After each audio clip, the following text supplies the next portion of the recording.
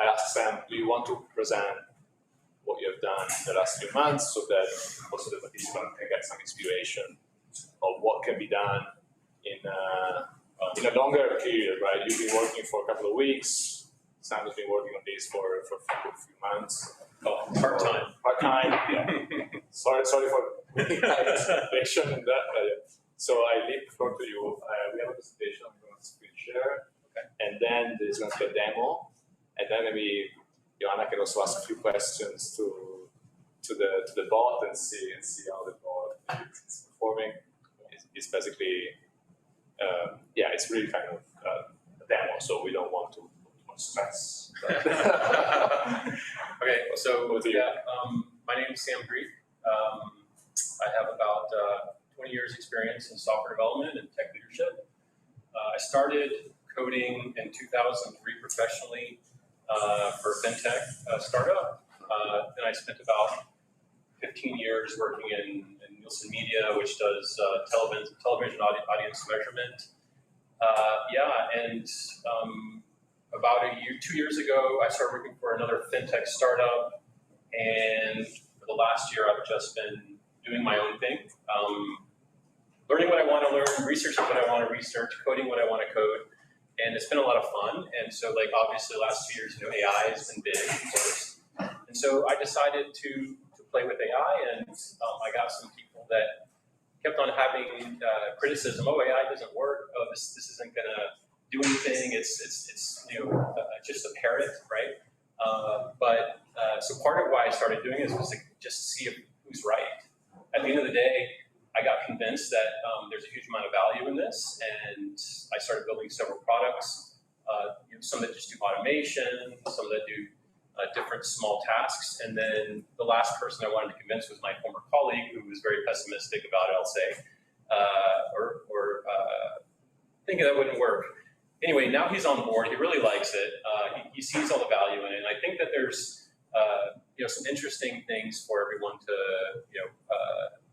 to consider in their tools, and it's been a fun journey. So so like a year of researching AI, and it's really, I think this is probably, I wouldn't say it's necessarily the most advanced tool I've built, but it's the one that's starting to be the most interesting for me. So Getting that. Do you want to go to the next slide? Or 1 second, sorry. I'll just fill the air with trying to cast. And I also live in Barcelona, by the way, now, so for all of you in Barcelona, feel free to reach out to get any time. You can reach me at sam@eagleyes.ai. That's this without the second E. Okay? All right, we managed. Yeah. All right. So we talked about our journey. This is our team. Yeah. So this is just a slide about our about us, our experience. So you can see over here we have experience in structured finance, development, analytics, NLP, and the most interesting for me, the multi-agent frameworks and workflows. I think that this is the next step for AI. People say it's the next step, but I think it's already here. It's just that they're not using it as much as they could. We want to leverage AI for basically to disrupt the status quo, and I think we're on that path. Main thing is to augment. I think AI should augment people's ability to be productive. So, like, if a talented person uses AI, let's see if we can get them 10x what they could be without that, right? I think that should be our main goal. All right. So, at this point, I want to just hand it off to Luca to make a couple announcements or a couple of. So the topic is pretty clear to everyone. We all know that structured finance computation is very complex. We've been talking to some market participants. They confirm that there are so many data points that needs to be extracted from those documents in order to model the transaction in a spreadsheet. So there is lots of manual work, copy paste, lots of risk for operational mistakes, and especially when it comes to modeling triggers and events within within a transaction, it's not easy to basically find the right triggers across different documents. So the problem here is how do we automate this in a more efficient solution? And the problem is not going away, right? You either buy existing vendor, so you have a lock-in with existing vendors, which are not open source, but maybe those vendors are not even able to model specific transactions, especially in Europe, because they are really, really custom transactions. And essentially building internally is not really an option for many market participants because they are not developers, they are banks, they are investors, so their secret sauce is not building amazing software, they are good with something else. So what we said, okay, let's build something that maybe can help. And I think now we're gonna do a demo for.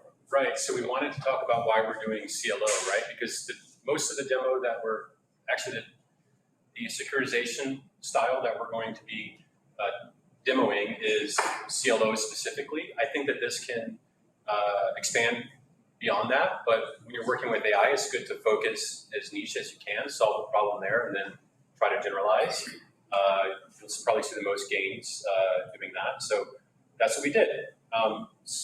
130, 40 billion dollar in issuance yearly when you add the US to Europe. You need highly trained professionals with a really niche skill set to be able to handle this analysis. And it's, for me, the main thing is that it can be pretty monotonous and challenging. There's just a lot of little details to keep track of, iterative. You have to recreate these prospectuses on some kind of cadence, or you have to make changes, or you have to rerun code in order to see if something changed structurally within the offering. So that's why we chose CLO. Yeah, you can go to the next slide. And yeah, so we're going to do the demo of the chat right now. Yeah, this is just part of the. I will move.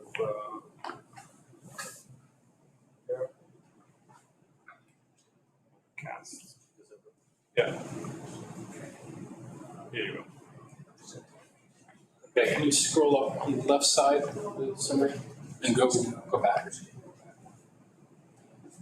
You want to do that? Yeah, man.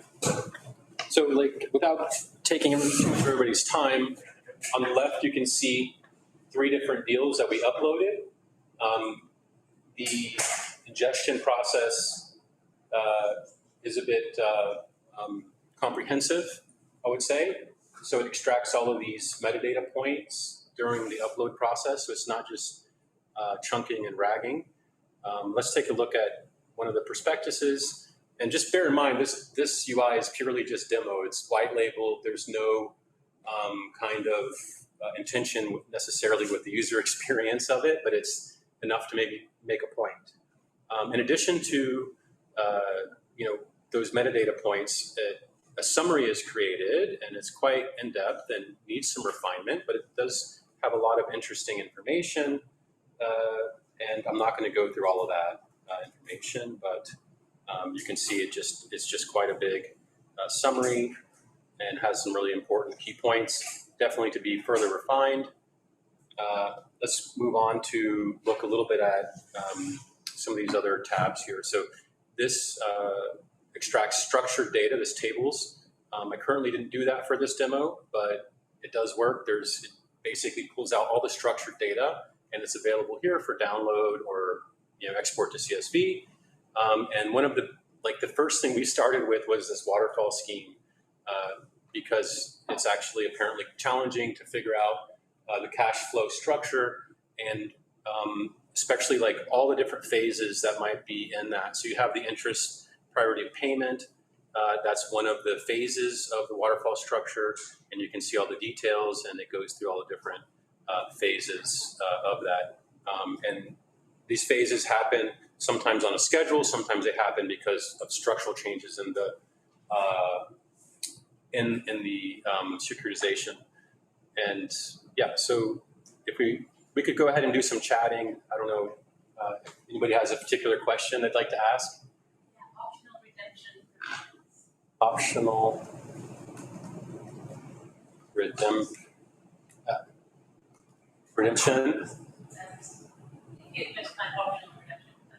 Okay. Okay. Let's see. It's not actually a question, but let's see. It might. Give me a summary of the optional redemption.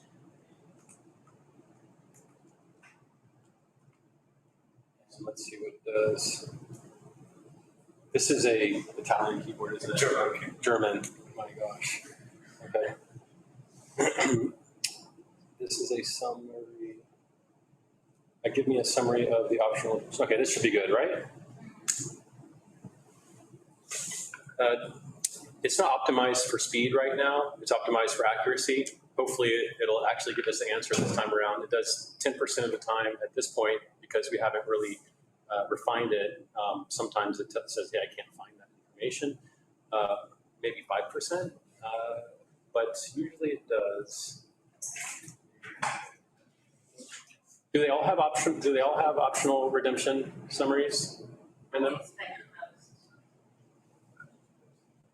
see what we do here. Yeah, well, that's going. Let's take a look over at one of the other chats that we just had. I thought this was really interesting. We were having this chat just now, and Luca asked, provide the calculation of asset A1 note interest. So that actually gives you all the rules and the description of how it's done. And then, like LLM style, it gives us an example. But I didn't really like how this was formatted, so I said, hey, give me 3 examples in a tabular format. And it actually did that. So we have these different, this table of different examples. And then it actually gives me the calculation below in a little bit easier way to read, which I can punch right into a calculator and confirm it's right. And yeah, so this was kind of interesting. Let's see if this is done now here. Yeah, okay. So, gosh, what do you want to know about it? Withdrawal conditions, notification, redemption price, conditions, cancellation, allocation, acquisition, parties involved. Parties involved. Directs. Yeah. Any other questions? Maybe you can ask what's the. Or should we move on to the next? Oh, let me show you this. So when you click on the answer on the right, you get the references. This is really important from a regulatory standpoint, and we should get So in chunk 102, we have an excerpt from the chunk, which actually looks like it's probably the entire answer that was contributing to that. So it's a bit long, let's say. Probably these other ones don't have anything in them. It probably only matched that one chunk. So at the end of the day, in this one, the entire chunk was here. So this is word for word from the prospectus itself, or from like a 300-page document. I think, I don't know, that really shows the tool. I don't know, we could ask more questions, but. Let me ask one question. So Yeah. what's the interest rate on class A1? Is it class A1? Yeah. Let's check the summary. Class A, B, B2, C, D. Yeah, class. So you can ask what's the interest on class A1?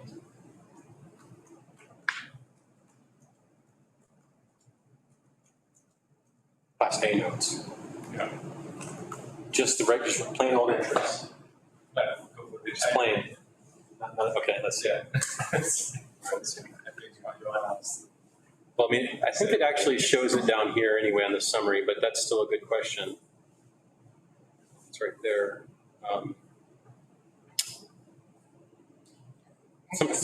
While we're waiting, Yeah. what model are you using? Yeah, this tool right now, I mean, it uses both Gemini and OpenAI's GPT-4o Omni. I don't see why it wouldn't be a problem to run it on Llama. I just need to set up resources. Actually, I'd much rather run it with Llama 3 because we need to start fine-tuning now. We're kind of at the point where we've reached the limits of those models, and fine-tuning is going to give us like the next step. And I don't think it's worth continuing. But it's great for the demo, I think. What do you think about these updates? You need to go farther with what the model give you when choosing the different services or providers? Yeah, I mean, I think in finance, the right way to approach it is with private,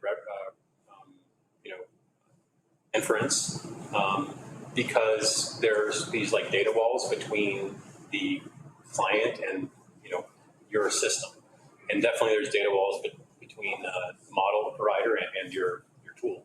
So you want to try to keep this stuff as local as possible, guarantee there's no logging, et cetera, et cetera, et cetera. You want to be compliant like SOC 2, probably more than that. I'm not sure what the compliance is that you need, depending on the organization.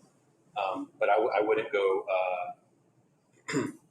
I wouldn't go with one of those main models for like the final tool. But yeah, that's what I'm using at the moment with this. Yeah, thanks for the question. Does this answer your question? I don't know if it does. I don't even see an interest rate there.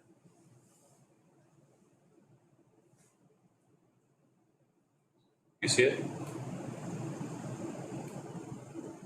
No, it's on there. Okay. But you won't have an interest rate, right, in the CLO? I don't fully know, but the interest rate is a reference, market data. I think yeah, it's the interest rate here is written one thing. So I guess in the background it was able to capture the interest rate, but now when you ask me a question, it's not. Yeah, sometimes but see, but what is the actual interest rate? Okay, well here it is. So it's one of those things where it really depends on how you chunk your data, how you have it stored, how you generate your indexing on top of that, and your retrieval strategy. So in this case, there's probably something that could be tuned. I think that. Do you think that can be achieved through fine-tuning? What's that? That can be achieved through fine-tuning. Well, I would say no, maybe not fine-tuning, but tuning some of the prompts, tuning how you index the chunks of data. Also being able to chunk size is very important as well. If you're able to semantically chunk, even better. So in this particular case, one of the things to the secret sauce is that every chunk of the document actually goes back through an LLM with a prompt, giving it a really nice summary of what's actually in that chunk. So that when I do the semantic search on the vector store, it should be more aligned with the question. Because on the question side, whatever question you give, there's a question splitter. That question is then divided into 5 or 6 questions. Whatever the LLM decides, or I call it agent, decides at that moment to do, to split the question. So my simple question, but what is the actual interest rate of class A?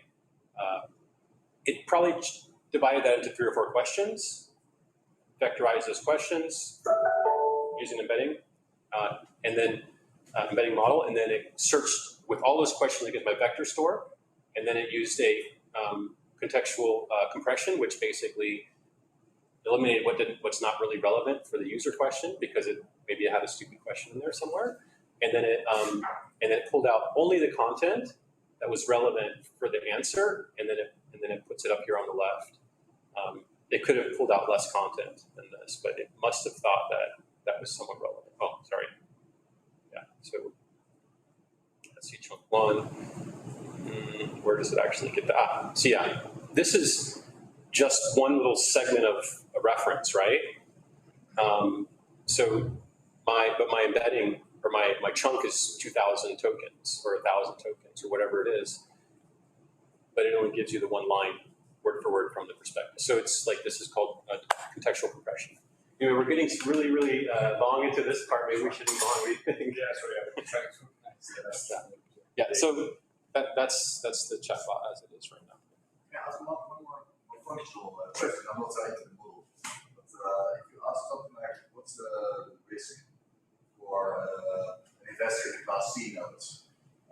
How we understand that risk? Is that something maybe a little bit further than the retrieval of the information from the doc, but a little bit more, let's say, a summary, or how you understand the logical school? Yeah, it does. It gives some kind of generic answer typically, though, because we want to try it now. So yeah, okay, let's give it an ask. So maybe the question like, what's the losses What's the risk? of a loss for an investor at the C level? If there's 20 million losses. Does that make sense? I actually can't hear very well because my ears are So, so what is the risk for which class investor? Yeah. What's the risk for an investor investing in class C notes if If there are 20 million of losses, something like that. I'm sure if that's the right framing, but Might be what is the subordination level class? That's a good question. That's actually a really good question. Actual risk, right? yeah, so I'm just curious to see what Yeah, it doesn't do cash flow modeling yet. It extracts the waterfall. It is one of the things that I'd like to do, but I think this is more like there needs to be a lot of funding behind that because it's going to be a lot of time to make that right. And the amount that people pay for those kinds of tools is huge. So I think there's a spot for that in the tool, and I think it can do it. And you might notice how it can do it, or it might spark interest when we go. It might spark some interest in you when we go to the next feature because it's actually like writing code, testing the code, but it's focused on tests and triggers and trigger adjustments to just see if there's a structural change that happens, and so which is also a challenging process. Maybe I read out loud. So in the event of losses, the risk to Class C note holders is determined by the order in which losses are absorbed by different classes of note holders. According to the provided information, losses are born in the following sequence: subordinated F, E, B, C, B, X, and A. Given a total loss of 20 million, the impact on Class C can be assessed as follows. I like the answer. That's why it's very readable, I think. Yeah, exactly. I'd like to actually calculate it. That would be awesome. But it's not there yet. There's still a lot of progress we made in terms of mathematics with the models. Probably if we optimized the vector store to fetch the specific information and then ask it to do math with it, then I think it could come close. So we wanted to consider the example we're just talking about of tests and triggers, and we chose this. Is it just enter or what? Yeah, we chose this because we wanted to prove that not just Copilot but autopilot coding works in structured finance. So like you said, we want to be able to do cash flow models, but this is kind of down the road. Another easier step first would be to say we can look at a prospectus and we can actually code from that. So how do we do that? Well, another reason why we use it is because the methodology for the test and trigger is actually in the prospectus in natural language. So we have something to start with, and it actually has a direct impact on the business and the cash flow. Generally, it's very resource intensive. It's iterative, not just creating the code to begin with, but running it, pulling data, putting in your Excel, running the calculation every time, and then how do you know that it's always right? And somebody else has to manually look at the prospectus, create the function from that, put it in their Excel document, and then go from there. This is my understanding of how the process is, but if anybody knows better, I would love to be lectured on that. What's the last one? Whenever there's data that comes in about the underlying assets and CLOs, these tests and triggers need to be run again because it might materially change that prospectus or that investment. Yeah, this challenges are kind of similar to the other one, so I don't want to take everybody's time and go through this really slowly. But I would just say, overall, maybe you can read those bullet points. I would just say that the process is, it's high stakes and it's arduous. And if you don't have a lot of engineers to do it, then it's hard to make it repetitive and consistent. So these are the main challenges with tests and triggers. So our tech and perspective on doing this is, augmenting the talent, because at the end of the day, we need these analysts, we need these coders, we need these experts to say if it's right or wrong, because AI, it makes mistakes, and in finance, mistakes are costly, right? So there still needs to be a checks and balance. So we like to think of this as augmenting your existing talent, reduce the amount of time we have to spend on these arduous tasks. So what did we do? We saw some of the results of the sophisticated NLP ingestion that we have, and as well as that, we have an interactive question answering tool. Certainly can be refined and improved. We also have what's more interesting, and I'm going to show now, is the multi-agent research and coding team. So if you can imagine, well, let's just move to the next page. Before we do that, I want to mention human in the middle. I touched on that. And then we have we want to eventually be able to ingest the data.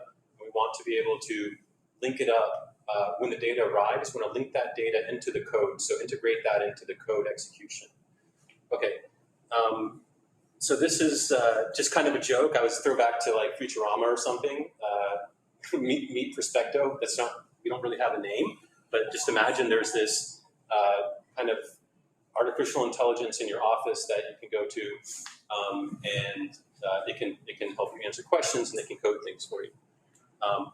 In reality, what we did first was the idea of a single, I'm going to call it swarm of agents, but really it's just a crew or a team. There's a manager, a researcher. These are all AI agents. They have tools, they have personalities. Their personality is basically do your job and that's it, but that's your personality or persona. So you can read the types of roles there. Hopefully those are self-explanatory. The code author is actually a software developer, but in this kind of view, I want him to be thought of as the only one who's writing the code, so he's the author. Reviewer, test author, so he writes tests, or she, and then we have the actual tester that executes the code. Well, this is problematic because it's really hard for this one manager to manage that team efficiently, and it turns out there's a wide variety of different results, so it's inconsistent. So we abandoned this approach. We went with these small modular teams with a human in the middle. So you probably can't see the writing, but the team on the far left, this is a research team. So someone does the research, someone does the authoring of the development specification, which turns out winds up being, excuse me, this artifact. The human looks at the artifact, agrees that it's good or doesn't. If they agree, it goes on to the coding step. From the coding step, when that's done, another human will verify that, and then it goes into the test and quality. This is a red arrow going this way because this is really just the first step. And what it does is it allows this system to be scalable.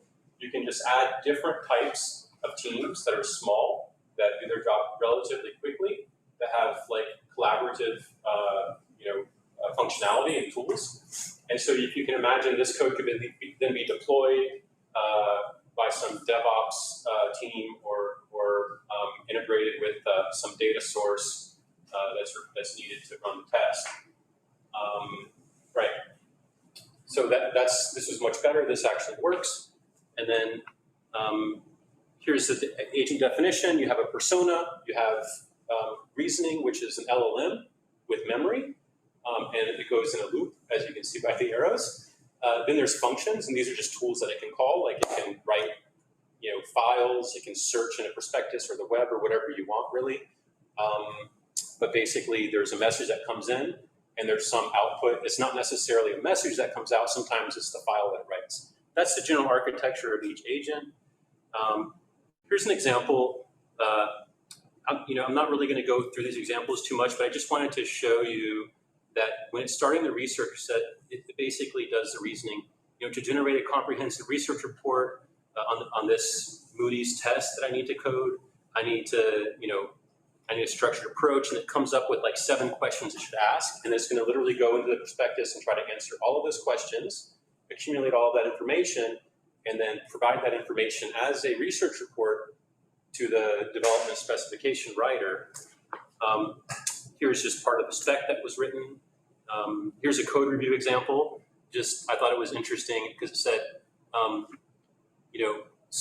suggested improvements, fix the typo, correct the typo in the error handling section, the docstring alignment, and code formatting. So there's some problems that it wanted fixed. This will go back to the developer. The developer will code it, come back to the review until they agree. This is an actual spec that was generated. You can't really see it, but it actually is formatted in Markdown. That won't work. Okay. Yeah, so it's in Markdown, and it covers, I'll give you the main sections. It covers the inputs, the constants, the data exclusions, the data aggregations, the general processing logic, and the exact output that you should have. So imagine a human looks at this and they go, yeah, but that doesn't work for our company. The data is different on the input. So they should be able to give that feedback and say, this didn't make the cut, didn't make it because of this. It goes back into the agent, back into the research team over here, goes back into the research team. So this human right here would say, hey, this isn't good enough. You should go back here, and they should rework the spec to match what they want. So a lot better than manually doing that. And you don't have to have all the answers when you tell it. You just have to know what part isn't right for you. Okay, and so this is part of the code that it generated. It's beautiful on the screen there. But I just wanted to point out here the code's modular. These are all separate function calls, helper functions, and we have all these small helper functions. Everything has doc strings, type fence, it's all in Python. Yeah, so it's organized in quite a good way. And I just want to say, coming back to what we were talking about earlier, our vision is to really improve the highly skilled staff. We want to make them 10x. We think that we can do it with this strategy, and I think that it will be applied to structured finance in a good way. We did a little bit of ROI considerations. We didn't do complete ROI analysis, but I would say that I don't think anyone is working on it in this exact way right now, professionally. And I think that it's a really good opportunity to be able to kind of put yourself out there as a leader if you're able to solve this, and that we proved that it does work. And so that's, I think, the biggest thing is just get ahead of the curve. So faster, more value for less for the client. That's one as well. Firms, I guess, are paying, from word of mouth, I understand they're paying $100K to $5 million per year. Not for this exactly, but for the features that we would want to put into this eventually. And DIY is possible. We estimate 4 to 5 times savings as far as time, and that really means money. But I think it's most important to talk about time and bring up highly skilled people to do more interesting, less monotonous work. So what we're looking for is really a couple of founding members. So these are people that help us to refine the product and understand how to get the most value out of the kind of framework that we have. And we're looking to get private fine-tuned, or basically money for doing fine-tuned inference. And we're looking to build the team. So yeah, that's everything. Thank you, guys. Thanks. Hope you have any questions. Any questions? I'm happy to answer any questions. I know we don't have a ton of time, but I'm willing to, if not, approach me anytime. It's a better strategy to increase the chunk size, maybe small chunk size or bigger ones. Yeah, so this is really hard. It depends on the data, and I would say if you can chunk it in some way that's semantic, that's the best. I had started with 1,000 tokens, which is kind of high, went to 3,000, and now I'm back to 2,000, and really that might be why I didn't answer the question initially, right? it's really hard to do. You just have to like play with the tools. There's a lot of tools out there now that you can actually graph the size of your chunks, make sure you have good splits, and yeah. And then when you try to arrive and apply this chunk to the an extra input for the model, like pass the whole chunk as the input, or you try to first of all like summarize it or some kind of solution. So what, like you're talking about the RAG part, right? Yeah. Yes, it's pretty. I probably do more than I have to do here, but like I said before, it splits the question. It searches for every question against the database in parallel. It's like 4 or 5 chunks per section per question. Then it does a contextual compression on those, so it eliminates the ones that don't matter. Re-ranking, we call it sometimes.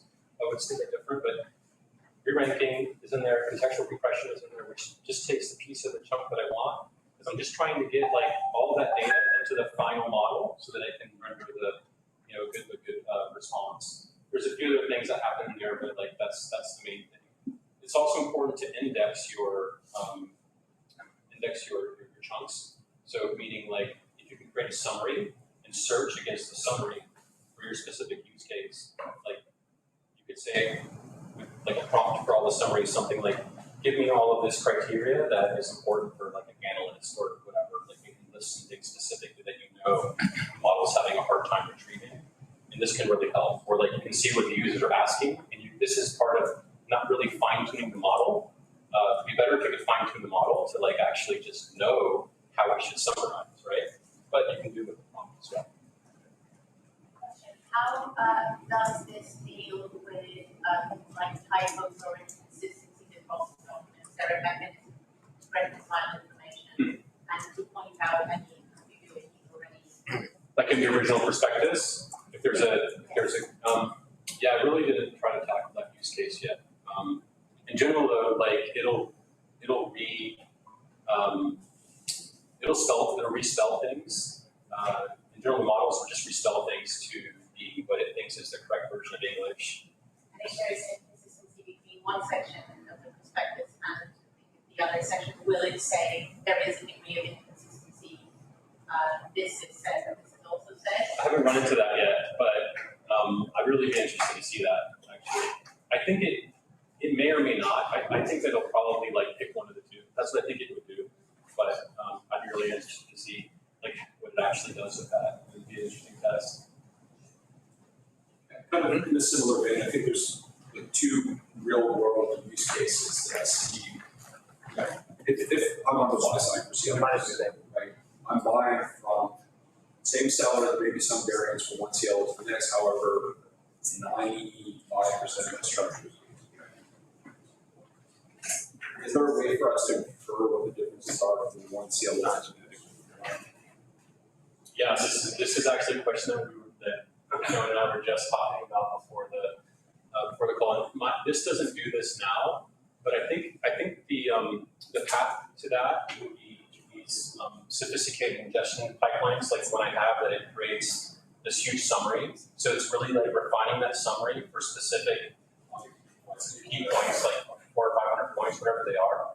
Get those key points, and then you can like maybe look at 10 or 20 documents, like in one, like one element at a time. They give me all the all the prospectuses that have, or CLOs that have this particular trade, and then you would do that for all of them, in parallel, for example, and then whatever the final results is, get like a new summary. I mean, for us, not for us. It's doable. It's Some of just our client base, it's really just, hey, we're buying CLOs, these are the 10 that we've purchased in the last 5 years, say, right? Want to know what the differences is, like, is there some material change to risk, or that sounds like a great use case. You're the second person to bring it up, so probably it'll be in there next time we talk about it. curious to see, as we go through this, I was like the immediate, you're talking about the discrepancies, I'm like, well, across prospectuses, Yes, I think we just have to. Oh, did you? The exact same point. Yeah, and I think that's obviously everybody take note if you're in the startup. I think it's a really good problem to address. So my tool doesn't do that now. Or even from a CLO manager perspective, if you're trying to figure out the you talked about this, but usually these structures are so similar that they just clone their models from one Excel template to the next, make the adjustments. Yeah, I mean, I think it took me a month just to get a proper waterfall model out of like the prospectus consistently. Like the one you probably saw, it's hard to see, but it pulls out all the different waterfall phases because you have the ramp up, you have the whatever, I don't know all the terms, but you have all these different phases. And if there's like a flatter event or a default event or something, and you have your events in your machine. Yeah, it changes. So you have like all these like 5 or 6 different waterfall models inside of that one, one prospectus. It can be. And so just getting all of those out and getting them summarized was a challenge. And it took some time, and it's there. Now that it's out, comparing them shouldn't be so hard because you've got the summary. You just need to go through the, churn through the data and figure out what the differences are. Yeah. Thankfully, ChatGPT just released, Omni, latest model, and it's a lot faster now. Yeah. Are any more questions? Do you have any tools or triggers to know some point of your solution? Sorry, can you say it again? Yeah, if you have some tools or triggers in your solution where maybe not an AI or an agent is the best solution, but traditional tools. Do you have any tools, I don't know, for example, every time anyone asks for rate or index rate, instead of creating an agent or an AI, maybe even an expert. That's a CD. No, absolutely. Like having structured data up front is such a huge advantage. Trying to get the structured data out of the perspective is expensive. So once you have the structured data, of course, then it's a matter of analytics tools, right? So I think that it blends well with that, but I'm not trying to compete with analytics engines. But no, I 100% agree. There's a ton of things that are going to be just better just in code. Yeah. You're going to have maybe an agent checking that. And what? Checking that if there are some part of the solution that we implemented in a application. Yeah, I mean, if we can get the tests and triggers to be consistent and correct all the time, those are just code. So what the agent will do is it will try to figure out what data we just received, right? Some data came in, and we this data's here. It takes that data, figures out which of the different functions, modules should be executed, executes those modules, and then sends them to the reporting tool. So the reporting tool, the actual functions that are being executed, that's all of the standard code. And it has to be blended. You should always go for not using AI if you can. AI is fun, sure, but it's if you can do it without AI, it's cheaper, it's faster, it's more consistent, and it's not 95% right. It's if there's a bug, it's wrong. Not a bug, it's right. Yeah. So, in fact, it writes unit tests and executes unit tests on those functions because it's valuable. All right. Yeah. Just for the live stream. Oh, okay. Sorry, I didn't realize that. Good thing you told me now. Yeah, I waited a bit. I know. Yeah, actually, I have to stop you. Yep. Sorry. Sounds good. It's time for the pitches. Yeah. Right. Yeah. So Excellent. Thank you, guys. Yeah. Well, thank you everyone for your attention.